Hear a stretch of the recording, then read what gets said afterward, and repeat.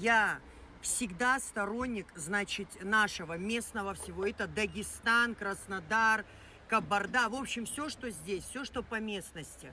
Посмотрите это видео до конца. Шок у всех. Раз мовесари. ეს არის ტექნოლოგია. ხეზე ვერ ასრებს დამწიფებას, ბაზარს რაოდენობა სჭირდება, რაოდენობა და კაცმა მკვახე დაკრიფა. და როგორ ამწიფებს? ქალაქელებ მეტი არ უნდა. აბა გაიხდები. ხედარი დამწიფდა.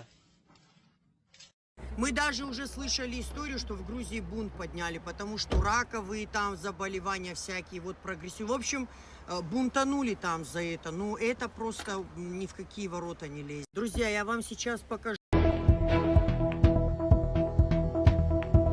წინაწელს საქართველოში გადაიცვალა 5716 ადამიანის სიმსივნით. თუ რის გამო არის ასეთი მაღალი სექშუალური სიმსივნეებისა, ამის ერთ-ერთი მიზეზი შეიძლება იყოს სწორედ ამ ვიდეოში დაჩვენები ფაქტიც.